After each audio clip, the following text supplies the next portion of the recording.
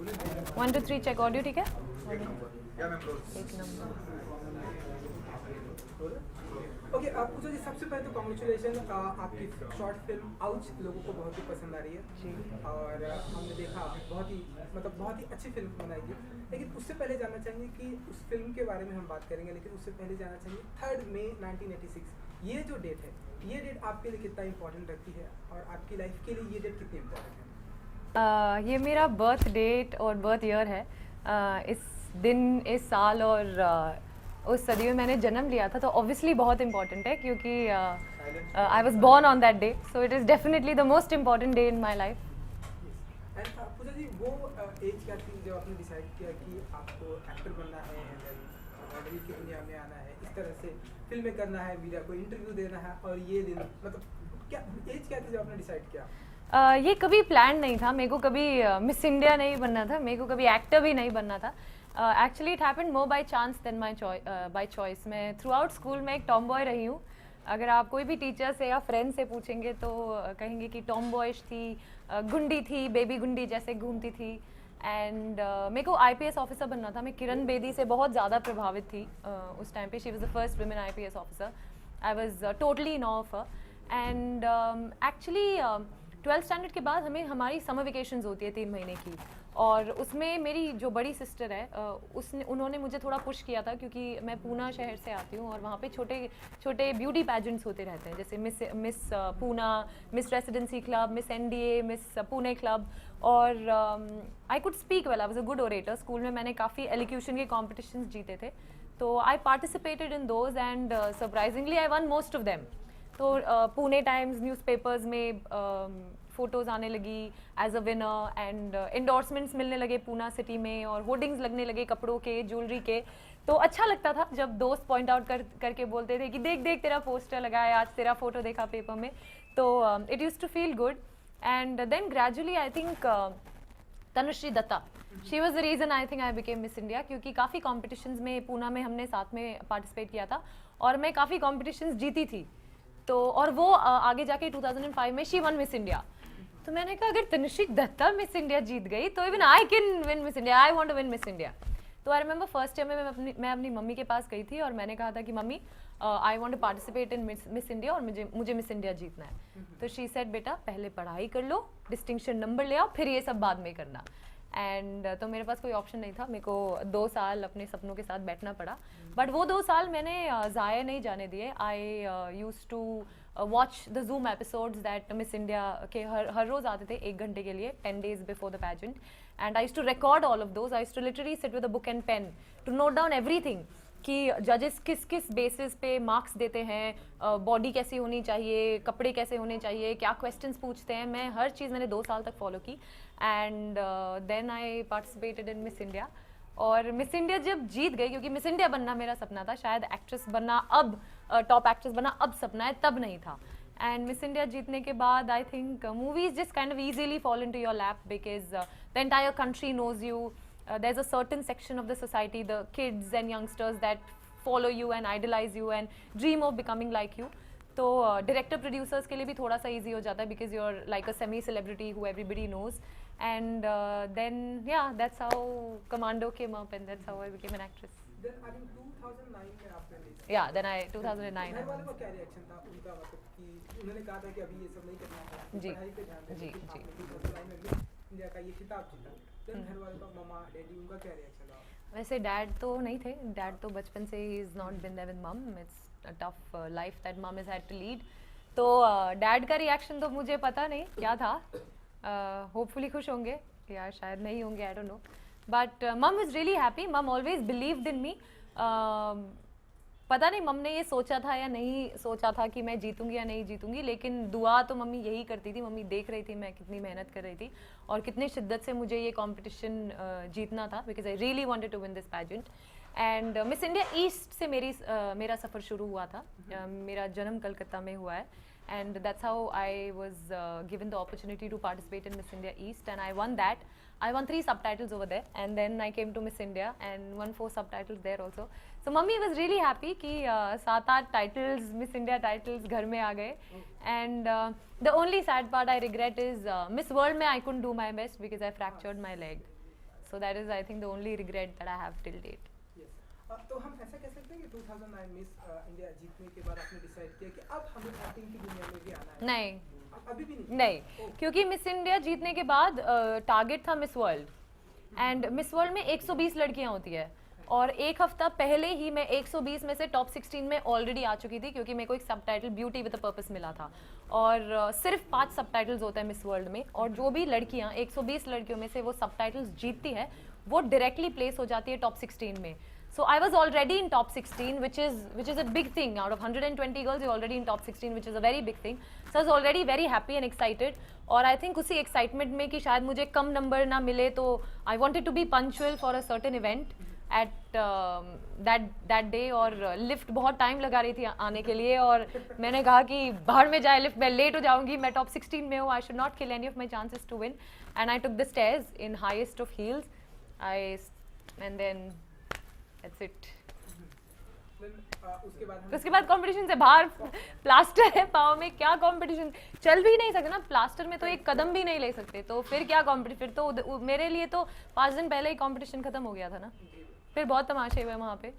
Miss world की जो committee की जो हेड है जूलिया मॉर्ली, वो मेरे रूम में आई थी रात को होटल में, एंड शी सेड दैट क्या करना चाहती हैं आप, do you want to pack your bags and go home, or do you want to sit stage के इस पार and you want to cheer for your friends? And I said, I'm not here to cheer for my friends, they are my competitors, and neither have I come here to pack my bags and go home. I want to compete. And she said, plaster में तो मुश्किल है ना, नहीं कर सकते.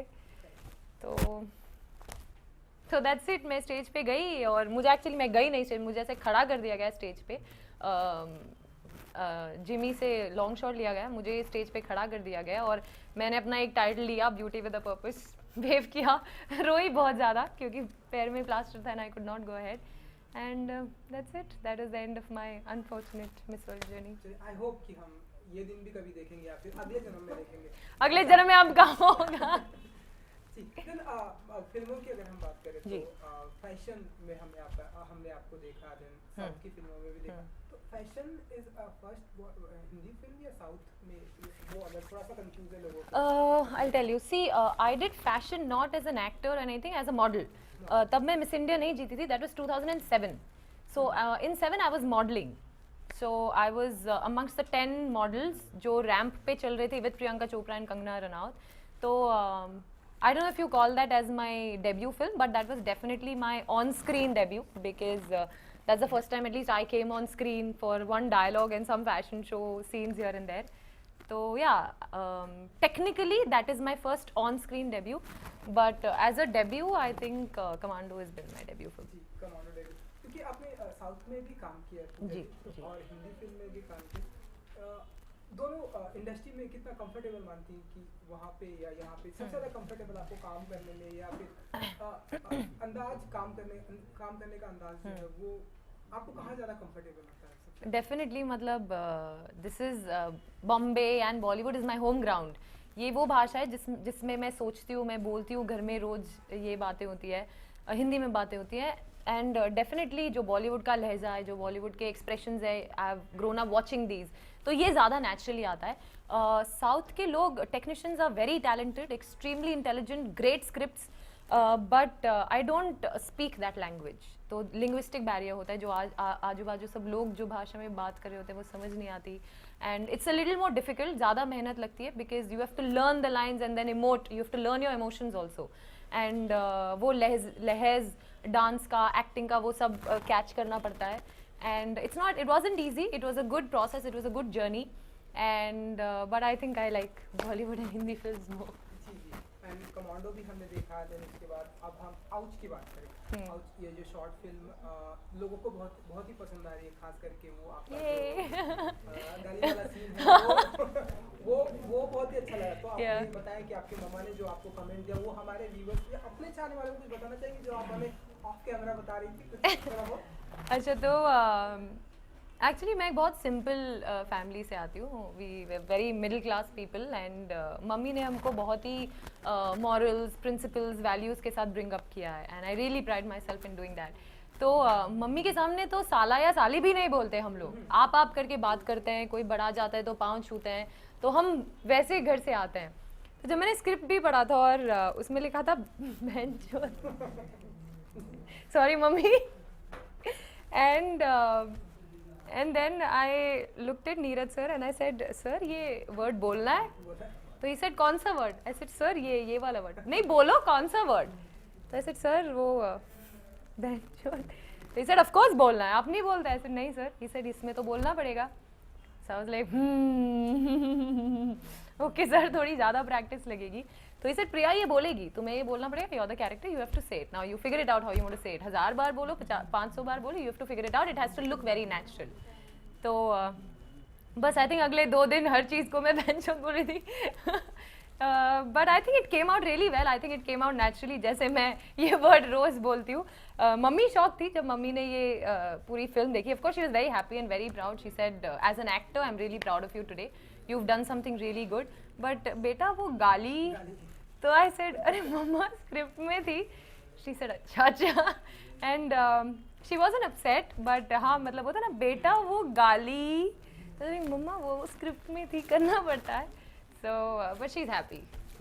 क्योंकि ये फिल्म नीरज पांडे की फिल्म, हमने उनकी बहुत सारी अच्छी फिल्म देखी, अभी जो पिछली फिल्म एमएसटी देखी वो बहुत ही लोगों को पसंद आई। तो जब आपको ये फिल्म ऑफर हुई नीरज पांडे जी की वजह की तरफ से, तो क्या कुछ फीलिंग थी आपकी और क्या कुछ सोचा आपने? क्योंकि ये नीरज पांडे जो बिग डायरेक्टर, हमने कई सारे किस्से सुने। Right, actually I had met Neeraj Pandey for Baby and मैंने बेबी के लिए ऑडिशन किया था। I had that role had already fallen into my lap, but मेरा एक्सीडेंट हुआ था and I could not do the action scenes and that's I couldn't do Baby. And वो एक और एक रिग्रेट था मेरी लाइफ में कि बेबी मेरे हाथ से निकल गई क्योंकि एक्सीडेंट हो गया था and I could not do the action scenes. But I think fortunately Neeraj sir remembered me from that audition and एक दिन सुबह he called me, he said पूजा मैं एक शॉर्ट फिल्म कर रहा हूँ, it's written by me, directed by me, but it's a short film, this is the first time I am doing a short film, would you be interested? I said sir definitely, मतलब पूछने की कोई बात ही नहीं है। Sir नहीं मैं mail कर रहा हूँ स्क्रिप्ट, आप पढ़ लो and then call me back. तो स्क्रिप्ट कोई भी होती, अगर कोई पागल लड़की की भी अगर कैरेक्टर होता, I would have still done it, it's Neeraj Pandey. And then I read it, I said definitely sir. एक क्वेश्चन ज़रूर मेरे दिमाग में आया था पढ़ते पढ़ते, दैट ये नॉर्मल लड़की नहीं है, she is a matured character, very very matured character, because she is a mother of a child, she is a wife and she has an extra marital affair. तो कॉम्प्लेक्स कैरेक्टर है, matured character है।